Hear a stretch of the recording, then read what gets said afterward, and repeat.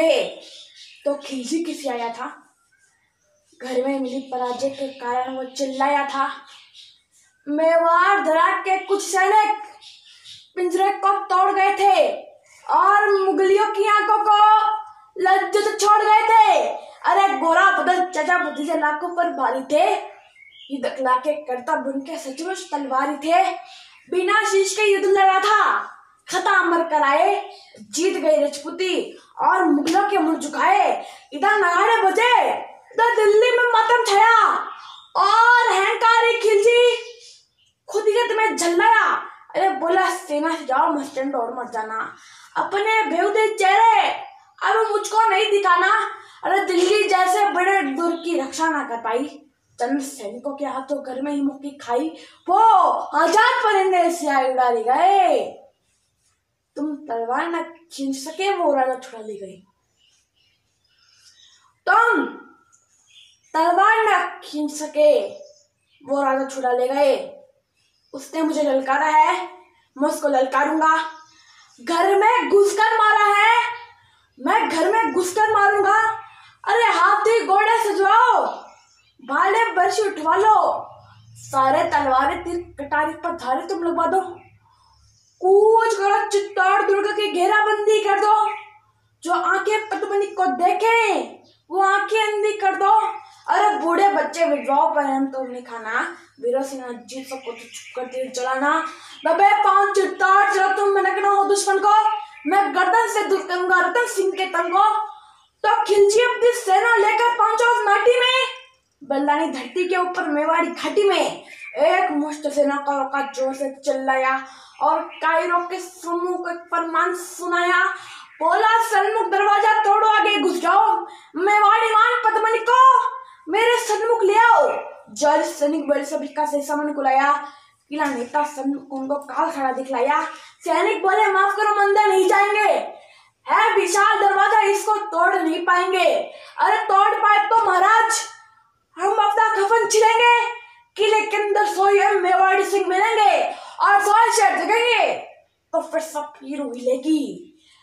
कितने भी तेज भाग लेना, पर दिल्ली नहीं मिलेगी। वक्त अभी झुकने का है, मेरे आका झुक जाओ। सबकी खैर चाहते हो तो बाहर ही जाओ। वक्त अभी झुकने का है, मेरे आका झुक जाओ। सबकी खैर चाहते हो तो बाहर ही रुक जाओ। तो चित्तौड़ दुर्ग का राजा पर्वत सी ऊंचाई, चित्तौड़ दुर्गों का राजा अंबर सी ऊंचाई। पैदल घुमो तो उम्र गुजर जाए इतनी लंबाई से विशाल थी रावण की प्रभुताई से बहुत कठिन थी पद्मनी की ठकुराई के आगे खिलजी वश दिखाई पड़ता। किला जीत लेने वाली वह नित्य करता, किंतु किले की दृढ़ता का भाव क्या कहना।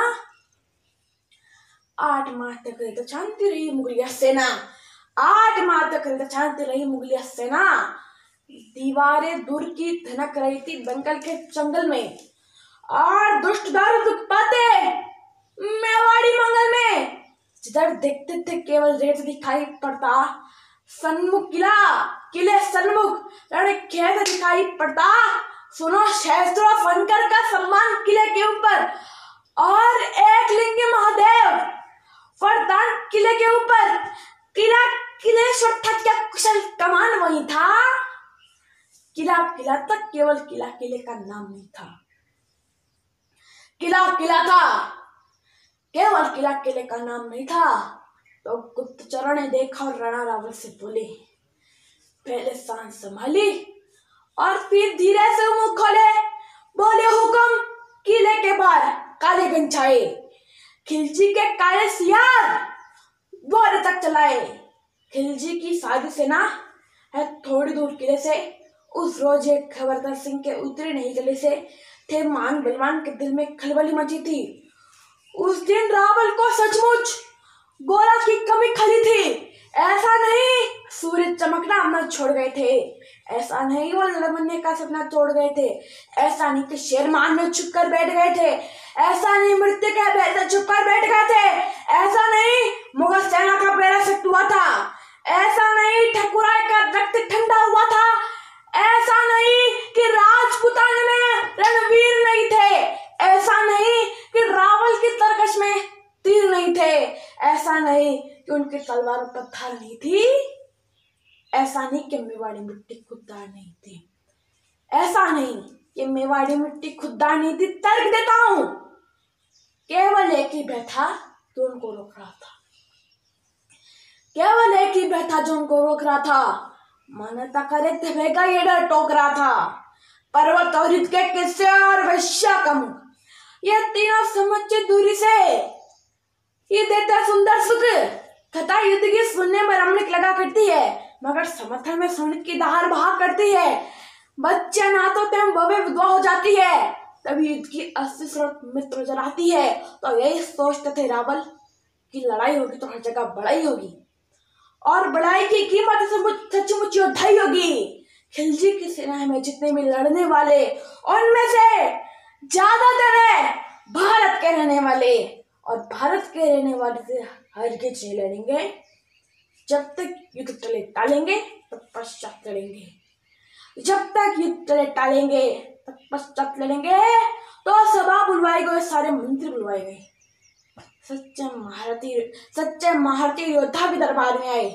कोई कहे शत्रु सन्मुख है, रावल देर न करना, और पड़ोसी राजा के लिए देर मत करना। है सच्चा सूर्य वही जो मारे अब मरता है। कितने भी स्वान सिंह गिरे पर सिंह नहीं डरता है, कितने भी स्वान सिंह गिरे पर सिंह नहीं डरता है। कोई बोला महाराज आदेश करो तो कर दे, एक बार फिर बुगला में राजपूत के लोहा भर दे। मौत वो नहीं, मृत्यु वो नहीं जो हमको अपने संग लेकर जाए, मृत्यु वो नहीं जो शरीर से प्राण लग कर जाए, मृत्यु वो नहीं जो भय का उन्माद उठाए, मृत्यु वो नहीं जो जीवन जीने में आड़े आए, मृत्यु वही जब हम विपरीत परिस्थितियों से टल जाए, मृत्यु वही जब कोई हमारा स्वाभिमान मर जाए। राजन क्षमा मगर कहता हूं कौन मृत्यु होती है? शत्रु अगर ललकारे तो बस मौन मृत्यु होती है, और योद्धा की तलवार समर में चमत्कार करती है, तो फिर मौत घड़ी को उसका इंतजार करती है। रावल बोले चट्टा योद्धा शस्त्र संभालो, करो कुचालीगर और फिर तारी ढाल लगा दो। माना दुश्मन दिखरों संख्या में कम है, किंतु विजय विरगति चुन लेने में क्या गम है। चलो खिलजियों के अंतिम अरदास मिटा कराए, चलो समय में योद्धाई की आग लगा कराए, चलो समुद्र में तूफान से टकरा कर आए, चलो उन्हें योद्धाई वाला खेल खिला कर आए, चलो उन्हें बता दे युद्ध कैसे जीते जाते हैं। 7 लाख से कुछ हजार किस दम पर टकराते हैं, 7 लाख से कुछ हजार किस दम पर टकराते हैं। तो आज पुकारा मातृभूमि ने आज नहीं फंसाया है, आज कृपा है मां काल की क्या अद्भुत माया है। आज पुकारा मातृभूमि ने आज नहीं फंसाया है, आज कृपा है मां काल की क्या अद्भुत माया है। अरे आज देवगण हर्षित होकर हमको देख रहे हैं और स्वर्ग से सुमन हमारे ऊपर फेंक रहे हैं। आज कालिका दुर्गा का आशीर्वाद मिला है, जन्मभूमि की रक्षा वाला आज प्रसाद मिला है। इन कृपा सुमन आशीषों को व्यर्थ न जाने देना, जीते जी स्वाभिमान पर आंच न आने देना। याद रहे चीरे जी दुश्मन न खुशवाए और प्रतिशत आन बान पर दाग नहीं लग पाए। याद रहे कुछ योद्धा का मान हुआ करता है न मातृभूमि की रक्षा में बलिदान हुआ करता है। अरे विजय हो तो ऐसी कि अंबर पुष्प गिराए, और वीर गति हो तो ऐसी इतिहास अमर हो जाए। विजय वीर गति हो तो ऐसी कि इतिहास अमर हो जाए। पहले कफन बांध दो सर पे फिर भोगा बनवाओ, पहले कफन बांध दो सर पे फिर भोगा बनवाओ। इस जीवन की महाकाल को अंतिम भेद चढ़ाओ, अंतिम बार नमन कर लेना वीरों इस माटी को, अंतिम बार नमन कर लेना बल्लारी परी पार्टी को, अंतिम बार भगवान के चरणों में बाल झुका लो, अंतिम बार सभी रिश्तेदार को गले लगा लो, अंतिम बार करो दर्शन चित्तौड़ दुर्ग नामी का, अंतिम बार करो दर्शन एक लिंगी स्वामी का, अंतिम बार सभी रिश्तेदारों को दे लो आज बधाई, अंतिम बार अंत तक लड़ने को तुम्हें लड़ाई। सब कुछ अंत हुआ तपस को नंद का डाला, पाषाणी पतझड़ को झटके में वसंत का डाला। मेवाड़ संख्या में कम परंतु हौसले बागी, एक तरफ लगन सभी को वीर गति की रागी। पुरुषों ने तो कफन संग केसरिया बनवाया, इधर रानियों ने भी सुंदर जौहर कुंड बनवाया। ठाकुर ठाकुरानी पाषाणी सीमा लांग रहे थे, एक दूसरे से मरने की आज्ञा मांग रहे थे। ठाकुर ठाकुरानी पाषाणी सीमा लांग रहे थे, एक दूसरे से मरने की आज्ञा मांग रहे थे। तो योद्धाओं ने शस्त्र संभाले, जिंदड़ी घोड़ों पर, माथे पर माटी लगवाकर हुई होड़ से होड़ लग गई भाई दुश्मन दल में। पहले कौन मरेगा, रक्त तिलक मिट्टी का कौन करेगा, सबसे पहले दुश्मन दल में कौन नचेगा, सबसे पहले जाकर खिलजी की छाती पर कौन नचेगा, सबसे पहले मातृभूमि का कौन दीवार करेगा, सबसे पहले मातृभूमि का कौन श्रृंगार करेगा। तो केवल मैं गूंज रही थी, हम तुम शब्द नहीं था, सबने ही हुंकार भरी थी, कोई भी शब्द नहीं था। सारे महारथी योद्धा पैदल घोड़े वाले, कुछ तो बस 13-14 के प्यारे मत वाले, कुछ की दाढ़ी बढ़ी हुई थी, बढ़ती उम्र दिखती थी, पर मूंछों पे धार दिए थे, कुछ तो पैर से घायल थे, लेकिन खड़े हुए थे, मातृभूमि की रक्षा में मरने को अड़े हुए थे। दृश्य देखकर रावल की आंखों में पानी आया, यहाँ चाहता हूं। दृश्य देखकर रावल की आंखों में पानी आया, बहुत प्रयास किया तब शब्द जाकर कोई मिल पाया। द्रविड़ इधर गर्वित स्वर से फूटे शब्द फुहारे, जैसे कोई पिता अंतिम बार अपने पुत्र को पुकारे, जैसे स्वयं भगवान भक्ति पर मन हारे। ऐसे रावल खड़े हुए थे अपने बाम पसारे। योद्धाओं, तुम ये गौरव गान मचाने वाले, तुम्हें मेवाड़ वंश की आन बचाने वाले, तुम्हें रानी पद्मिनी के आन बचाने वाले, तुम इस सत्य सनातन का यजगान बचाने वाले, नमन तुम्हें है पूरा हिंदुस्तान बचाने वाले। तो राजपूत बोले, राजन इसका अभिमान नहीं है। राजपूत बोले, राजन इसका अभिमान नहीं है, ये दायित्व हमारा है, कोई ऐसा नहीं है। अरे मातृभूमि माई, तो माई के लिए लड़ेंगे, जिसमें खेले हैं उस संग्राही के लिए लड़ेंगे, सत्य शांतता की ऊंचाई के लिए लड़ेंगे, अटल राष्ट्र भारत की प्रभुताई के लिए लड़ेंगे। अरे किसी और के लिए नहीं, भाई के लिए लड़ेंगे, जगत में भरत वंश की ठकुराई के लिए लड़ेंगे।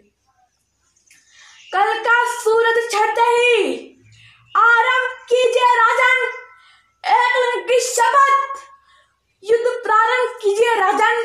कल का सूरज दिखेगा, इन दिलवालों का जलवा, लाखों से लड़ने वाले माँ के लालों का जलवा। कल का रणोत्सव होगा, तलवारें नंगी नाचेगी, भीषण उत्सव होगा। कल यदि काल आया तो उससे ताल भरेंगे, इस माटी के लाल रंग को खड़ा लाल करेंगे। फाटक खुले कि भीतर से लावा फूट पड़ा था, फाटक खुले कि भीतर से लावा फूट पड़ा था, और मुगलियों पर भूखे सिंगों सा टूट पड़ा था। पद झापों से उड़ी धूल धरती को गगन बनाती, मातृभूमि की रक्षा में क्या अनुपम दृश्य दिखाती। हर हर महादेव के ध्वनि से गुंजित हुई दिशाएं, तभी अग्नि की तेज लपट से चलने लगी हवाएं। बड़े बड़े काल से हाथ मिलाने, सर पर कफन लपेटे, आ चले आगे खेलने में के पेटे। आसमान भी श्वानों को गल रहा था, और काल भी तीव्र गति से जीवन निगल रहा था। योद्धा अपनी योद्धाई का कर्तव्य दिखा रहे थे, माटी और लाल हुए सब स्वर्ण मिला रहे थे। उस रोज रणभूमि में कई मौतें मरती थी, तलवार धार से टकराती, ठंकारे बढ़ती। उस रोज दामिनी भालों की नोकों से खेल रही थी, और कालिका भी स्वयं स्वर्ग से रात उड़ेल रही थी। रावल की तलवार से तो बंद हो गई घड़िया, चारों ओर बिगी पेटी रक्तरंजित तड़िया, कहीं पर कटे सर, कहीं पर पड़े मांस के टुकड़े, कहीं पर गजानन घायल होकर पस्त दिखाई देते। कोई कहीं मृत्यु के भय से पांव सना भाता, कोई कहीं हाथ पसारे सर को ढूंढ रहा था। तो स्वाभिमान की एक खता रणमत कही जाती है, उधर किले के भीतर भी एक जंग लड़ी जाती है। शाखा इधर उधर जौहर, क्या तालमेल अलबेला, मातृभूमि की रक्षा में क्या खेल हुआ अलबेला। इस ध्यान के बाद जब बातें के जोड़े, क्या लगी वानी पहले थे लाल रंग के जोड़े, लाल रंग के जोड़ संग सारे श्रृंगार, लाल रंग के जोड़ संग सारे श्रृंगार किए थे। वो सारे श्रृंगार माता ने अंतिम बार किए थे। पहला श्रृंगार आंख में काले काजल की धार लगाई, आंसू झलकना पड़े, तभी लक्ष्मण रेखा बनवाई। दूसरा श्रृंगार माता ने बिंदी को धरा, ऐसा लगा माता ने दिल कर अवतारा। श्रृंगार तीसरा होठों पर लाली को लगवाया, अग्निता से उधर हो गए, अग्निकुंड तकाया। श्रृंगार चौथा श्रृंगार माते पद्मिनी का आज विश्व ने देखा। जब माँ ने माथे पर डाली स्वाभिमान की रेखा। श्रृंगार पांचवा हाथों की मेहंदी से बोल रहा था और स्वाभिमान का रंग नई पीढ़ी में खोज रहा था। छठवां श्रृंगार कर्णकुंडल माने लटक रहे थे, जैसे कि कोई देशभक्त दीवाने लटक रहे थे। श्रृंगार सातवां नथली क्या मर्यादा थाक रही थी, उसके आगे पवित्रता भी खुद को हार रही थी, उसके आगे पवित्रता भी खुद को हार रही थी। श्रृंगार आठवां स्वाभिमान की रेखा ठाक रहा था और मर्यादा के दर्शन को बाहर झांक रहा था। तो सजी रानी पद्मिनी संग 16,000 दीवाने, तभी हवाएं बोलने लगी जय जय माता भवानी। चलिया जालोचिक ढंग से चित्तौड़ी ठकुरानी, चलिया आकाश छेदने स्वयं पद्मिनी रानी। अब तक रण में राजपुतानी खेल आपने देखा, लेकिन नहीं भुलाया जा सकता जौहर का लेखा, नहीं भुलाया जा सकता उन ज्वालाओं को, नहीं भुलाया जा सकता 16,000 नाव को, नहीं भुलाई जा सकती कन्याओं के खेमी, नहीं भुलाई जा सकती वो दुल्हनी नवेली, नहीं भुलाई जा सकती वो गर्भवती योद्धानी, नहीं भुलाई जा सकती है कभी पद्मिनी रानी।